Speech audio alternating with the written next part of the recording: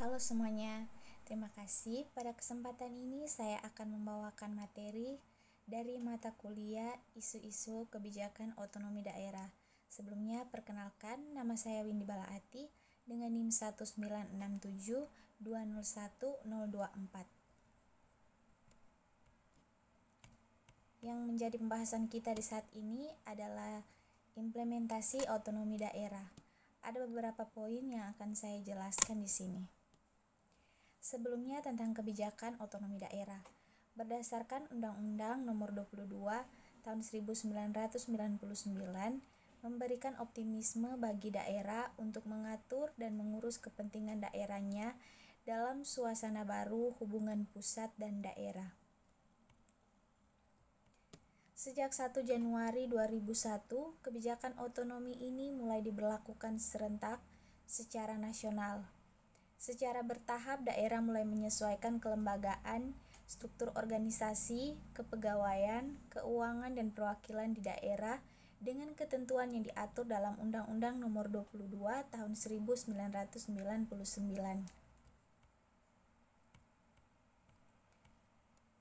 Selanjutnya, permasalahan dalam pelaksanaan otonomi daerah berdasarkan Undang-Undang Nomor 22 Tahun 1999 menurut Mardianto sebagai berikut.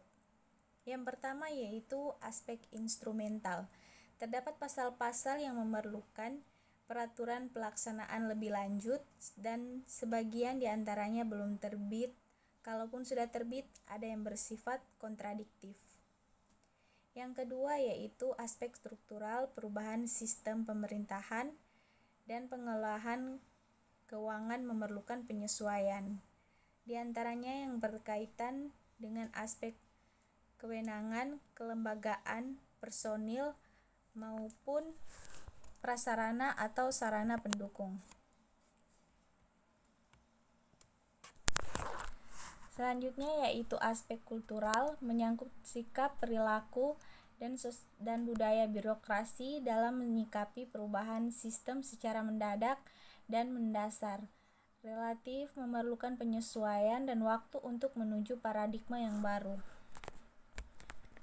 Aspek subjek keterbatasan sumber daya. Sebagian masalah konflik disebabkan karena terbatasnya sumber daya yang ada, utamanya sumber daya yang menghasilkan pendapatan.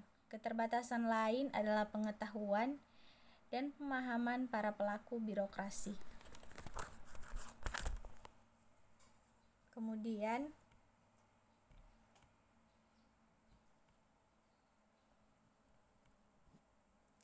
menurut Mardianto, proses ini membutuhkan waktu di mana tidak dapat terjadi secara serentak, melainkan terjadi secara bertahap.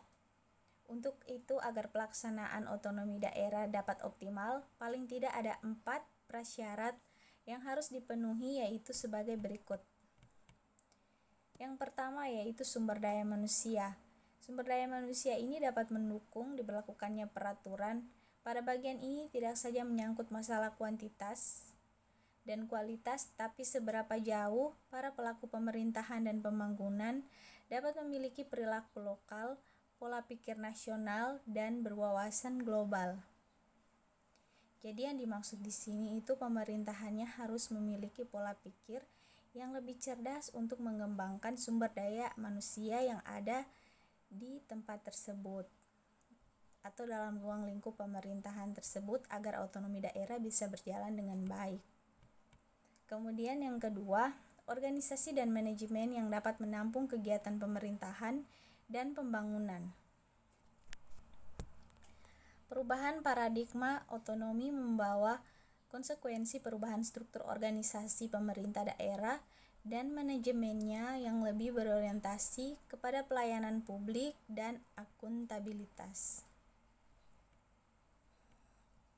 Kemudian yang ketiga, kemampuan dan kebutuhan daerah. Pelaksanaan kewenangan otonomi daerah harus didasarkan pada kemampuan dan kebutuhan daerah tersebut, bukannya egoisme dan ketergantungan subsidi dari pemerintah pusat.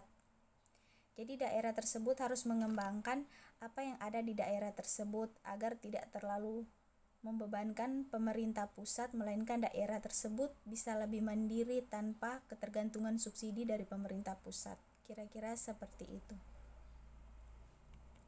Kemudian poin yang keempat yaitu peran stakeholders dalam penyelenggaraan pemerintahan dan pembangunan. Penguatan akses dan pelibatan seluruh pelaku pembangunan atau stakeholders untuk berperan dalam pengembangan kapasitas daerah guna meningkatkan pembangunan daerah. Itu adalah beberapa poin yang bisa saya jelaskan dalam presentasi singkat saya saat ini. Semoga apa yang saya bawakan tadi bisa bermanfaat bagi kita semua. Terima kasih.